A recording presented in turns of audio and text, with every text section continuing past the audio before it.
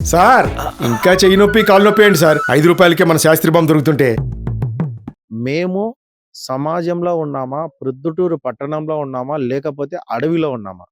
అడవిలో ఉన్న జంతువులకు కూడా కనీసము చెట్టు కింద నీడ ఉంటది.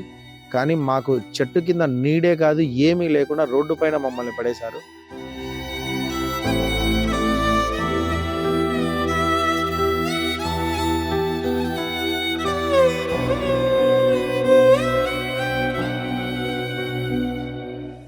మా బాధ మాకు న్యాయం చేయమని మేము అడుగుతున్నాం. మాకు ఎవరు లేదు ఇక్కడ. మీరే న్యాయం చేయాలా?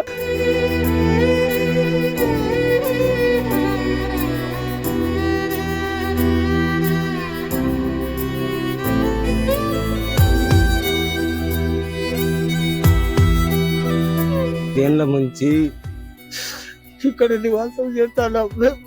వాచి వెళ్ళిపోయి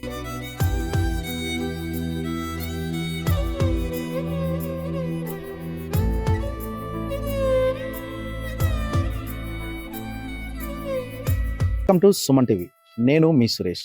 అరాచకం. ఒక రోజు కూలీలను రోడ్డు బయట ఇంటి తాళాలు వేసి వారికి సంబంధించినటువంటి వస్తువులను, ఇక్కడ ఏదైతే మనం చూస్తున్నామో ఈ వస్తువులను బయట వేసి గత 4 రోజుల నుంచి కనీసం పోలీసులు కానీ అధికారులు కానీ పట్టించుకొని వైనం. మనం సమాజంలో ఉన్నామా లేక అడవిలో ఉన్నామా అన్న ఆలోచన ప్రతి ఒక్కరి మదిలో వచ్చే విధంగా ఈ పరిస్థితి. ఇది ఎక్కడో కాదు, కడప జిల్లా ప్రొద్దుటూరు నియోజకవర్గం మాజీ ఎమ్మెల్యే రాచమల్లి శివప్రసాద్ రెడ్డి నివాసం పక్కనే ఉన్నటువంటి కాలనీ దొరసాని పల్లెలో మనం ఉన్నాం. పందిటి సిరాజ్ ఇంటిని, వారి కుటుంబ సభ్యులను గత 4 రోజుల క్రితము ఎవరో కాదు, వారి సొంత బంధువులే వాళ్ళ ఇంటిని ఖాళీ చేయించి దౌర్జన్యంగా 20 మందితో వచ్చి వాళ్ళందరినీ బయటికి లాగేసి వాళ్ళ ఇంటిని ఖాళీ చేయించి ఆ ఇంటికి వారికి సంబంధించినటువంటి బీరువాలు కానీ, వస్తువులు కానీ, మంచాలు కానీ అన్ని బయట వేసి ఉన్నారు. ఇది ఎందుకు మా విషయంలో ఎందుకు ఇలా ప్రవర్తించారు వారు అని గత 4 రోజుల నుంచి వీరు రూరల్ పోలీస్ స్టేషన్కు తిరుగుతున్నప్పటికీ వాళ్లకు న్యాయం జరగలేదు అనే ఉద్దేశంతో వారు ఈరోజు సుమన్ టీవీని ఆశ్రయించారు. వారి మాటల్లో అసలు ఏం జరిగింది, ఇలా రోడ్డు పైన 4 రోజుల నుంచి కనీసం అన్నము మరియు వసతి లేకుండా వణికే చలిలో వీరు ఉన్నటువంటి పరిస్థితి ఎందుకు ఏర్పడిందని పందిటి సిరాజ్ గారితో మనం కనుక్కుందాం. సిరాజ్ అన్న, అసలు 4 రోజుల నుంచి మీరు మీ ఇంటికి 2 తాళాలు వేసి మీకు సంబంధించినటువంటి వస్తువులు అన్ని బీరువాలు కానీ, మంచాలు కానీ, బట్టలు కానీ, కూలర్లు కానీ, మీ సామాగ్రిని మొత్తం రోడ్డు బయటే చూస్తున్నాం. ఈ పరిస్థితి మీకు ఎందుకు దాపరించింది, మీరు ఎందుకు ఇలా ఉన్నారు, మా సుమన్ టీవీ ప్రేక్షకులతో తెలియజేయండి. 25 ఏళ్ళ నుంచి ఇక్కడ నివాసం చేస్తాను. వాచి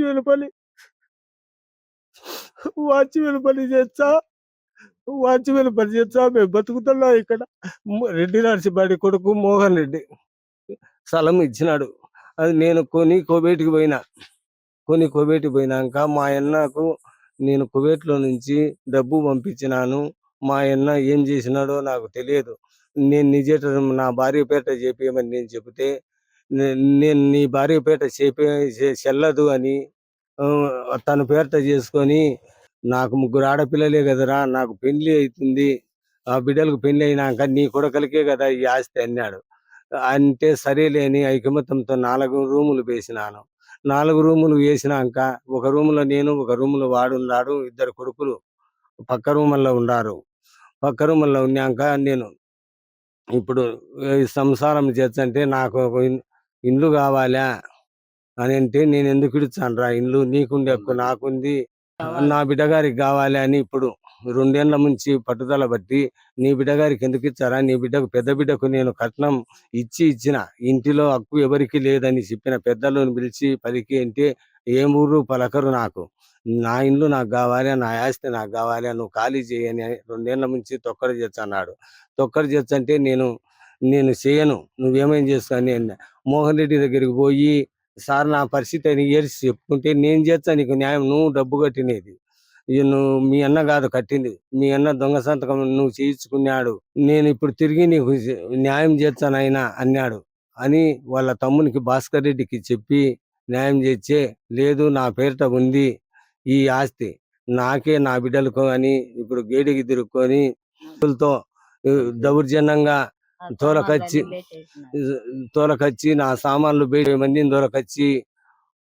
తోలకచ్చి ఈ రకం చేసి మమ్మల్ని బయట పెట్టి నిలబెట్టి ఇంకా నేను పండ్ల వ్యాపారం చేసుకుంటా 2 లక్షలు లెక్క బీరువాలో పెట్టినా వాళ్ళే బీగాలు పగలగొట్టి ఈ రకం చేసి నేను అంగట్లో ఉండి ఈ రకం చేసిన ఏమి రా అంటే వచ్చాక నేను న్యాయం జరుగుతా నాకు కోర్టుకు పోతానని నేను ఎస్పీ దగ్గరికి లూరల్ పోలీస్ స్టేషన్ కు నేను పోతే నేను వచ్చాను పని వచ్చినాడు ఆయన వచ్చి బీరవ తెరిచి ఆయనే చూసినాడు వాళ్ళే బీరవ బీగాలు ఇచ్చినారు ఎస్ఐ సురేష్ సార్ వాళ్ళే బీరవ బీగాలు ఇచ్చినారు మేము బీరవ తగల్లా ఇండు తగల్లా నేను నేరుగా స్టేషన్ కు పోయినాను ఆ స్టేషన్ లో న్యాయం చేస్తాడని పోతే 4 రోజుల నుంచి మేము తిరుగుతున్నాం మాకు న్యాయం జరగలేదు మేము పానా అని ఉంది వాళ్ళు రవి మైకేలు వాళ్ళు ఇద్దరు కలిసి దాడి చేయించినారు మన కొత్త మనుషులు తెచ్చి మేము కనుక్కోలేము ఆ మనుషులను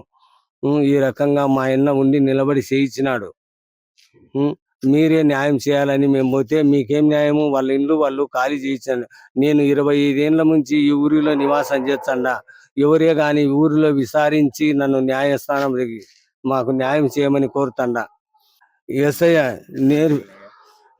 ఏర్సికి నేను కన్నీరుతో మేము రోడ్లో ఉండమయ్యా అంటే వాళ్ళ ఇల్లు వాళ్ళ కథ వాళ్ళ పేరుట ఉంది నువ్వేం చేస్తావు నువ్వు ఏదో ఒక ఇల్లు చూసుకోపో అంటాడు నేను 25 ఏళ్ల నుంచి నేను వాచ్మెన్ పనిచేసి ఇక్కడ నేను స్థలం తీసుకున్నాను రెడ్డి నరసింహారెడ్డి కొడుకు మోహన్ రెడ్డి అడిగి విచారించి మీరు నాకు న్యాయం చేయమని కోరుతాండ పోలీస్ స్టేషన్ లో మాకు న్యాయం జరగలేదు దెబ్బలు తగిలినాయా దెబ్బలు తగిలినాయి నీకు కేసు పెట్టనీకి మేము ఎందుకు పెడతాము అంటున్నా వాడు రాడ్లు ఎత్తుకొని మమ్మల్ని ఎంట పన్నాడు మళ్ళా తెల్లవారి 22వ తేదీన 4 మనుషులు వచ్చి ఆ చెట్ల చోటన ఉండి 2 వచ్చినారు ఎవడు అంటే నీకు పడతాయిరా నువ్వు పడితే పీడ దిగిపోతుంది అని వాళ్ళ అల్లుడు వాళ్ళ అన్న వచ్చి మమ్మల్ని దాడి చేయబోయారు నా భార్య నేను వచ్చి బయట కురికితే మోటు తిరిగి బండ్లలో పారిపోయారు ఇది న్యాయమయ్యా అని అడిగితే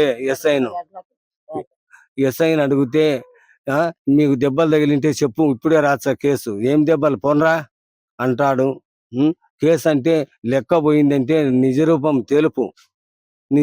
తెలిపితే మేము రాసుకుంటాం కేసు అంతవరకు రాసుకోము అని ఆ నిజరూపం ఆమె కార్పొరేషన్ ఇచ్చిన ఆమెను ఫోన్ చేయించి చెప్పినాను చెబితే మా బాధ మాకు న్యాయం చేయమని మేము అడుగుతున్నాం మాకు ఎవరు లేరు ఇక్కడ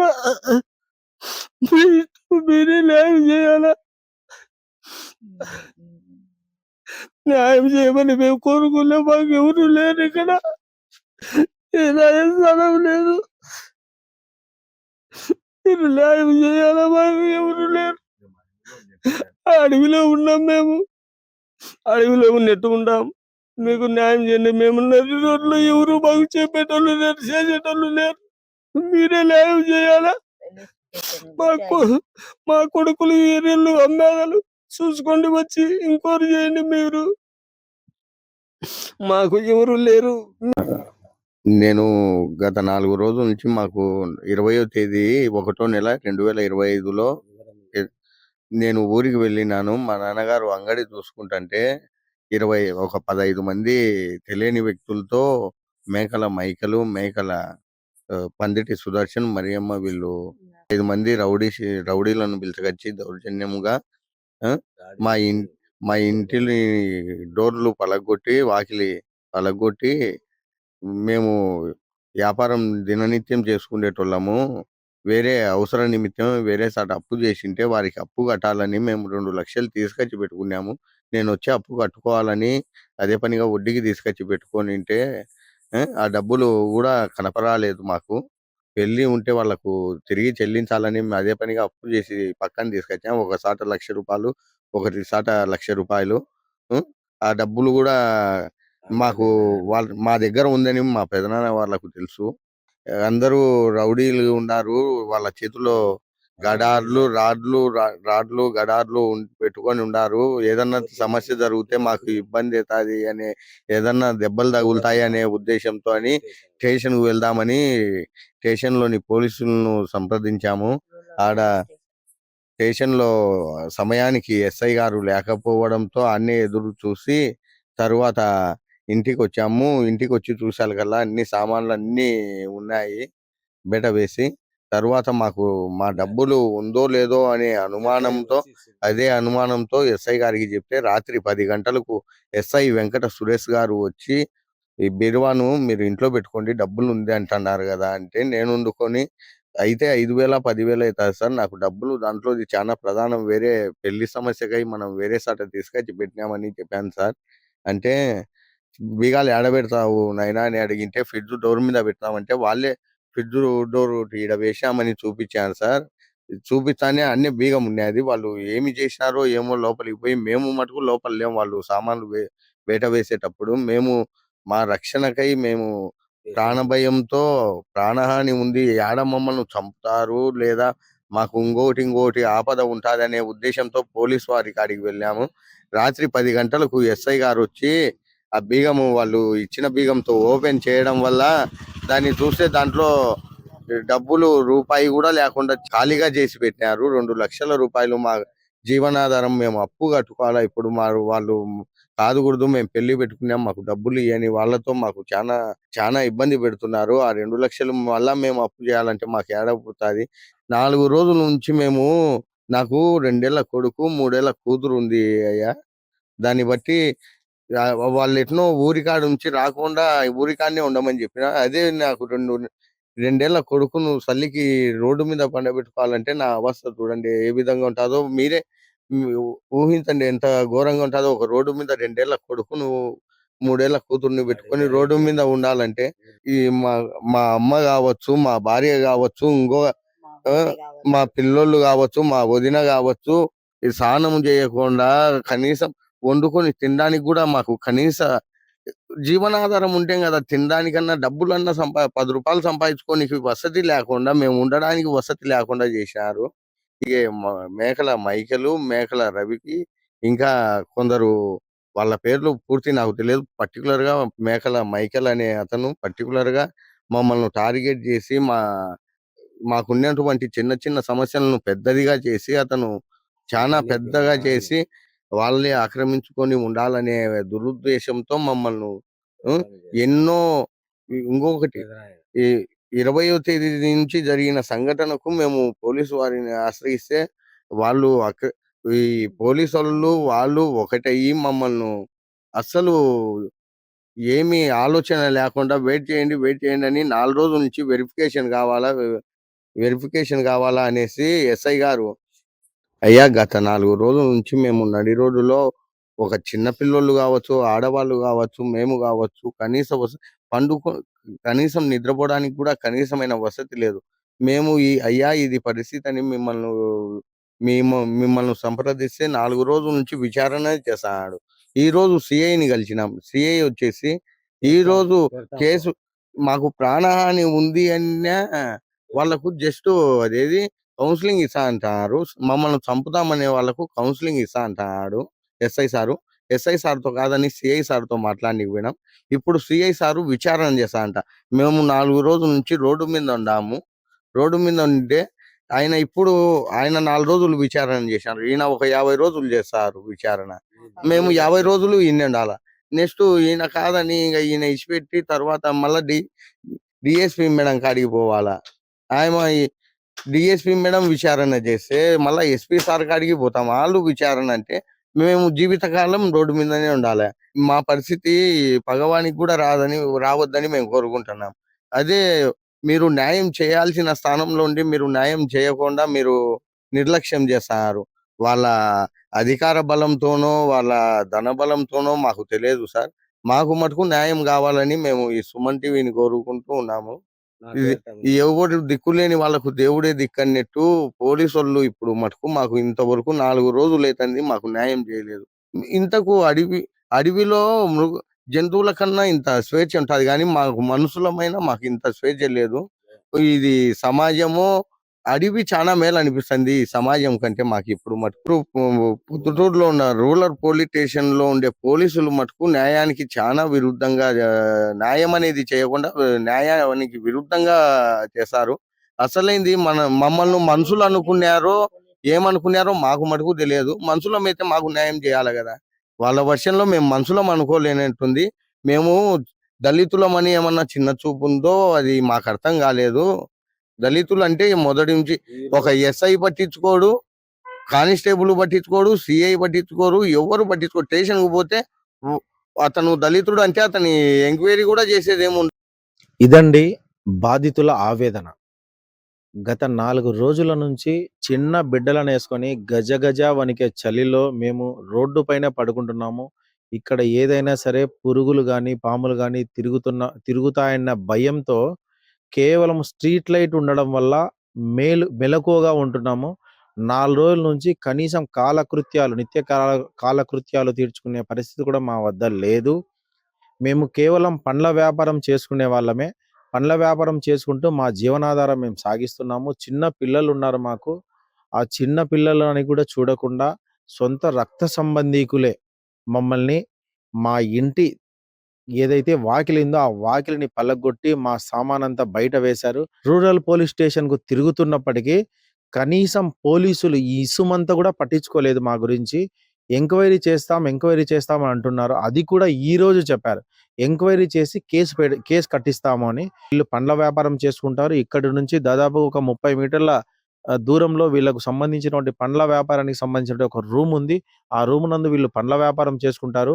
మేము సమాజంలో ఉన్నామా? ప్రొద్దుటూరు పట్టణంలో ఉన్నామా? లేకపోతే అడవిలో ఉన్నామా? అడవిలో ఉన్న జంతువులకు కూడా కనీసము చెట్టు కింద నీడ ఉంటది. కానీ మాకు చెట్టు కింద నీడే కాదు, ఏమీ లేకుండా రోడ్డు పైన మమ్మల్ని పడేశారు. డీఎస్పీ మేడం గారు గాని, కొత్తగా వచ్చినటువంటి ఎస్పీ సార్ గాని, మా బాధను ఆలకించండి, మాకు న్యాయం చేయండి అని బాధితులు వాపోతున్నారు. కూటమి ప్రభుత్వం వచ్చిన తర్వాత మాకు మంచి మంచి పరిస్థితులను కల్పిస్తామని చెప్పారు ప్రభుత్వము. కానీ ఇక్కడ ప్రొద్దుటూరులో ఇటువంటి పరిస్థితి నెలకొంది అన్న విషయాన్ని ఉన్నతాధికారులకు గాని, రాజకీయ నాయకులకు గాని, ముఖ్యమంత్రికి గాని, డిప్యూటీ సీఎం గాని తెలియజేస్తామని బాధితులు వాపోతున్నారు. కెమెరామెన్ మహేష్‌తో సురేష్.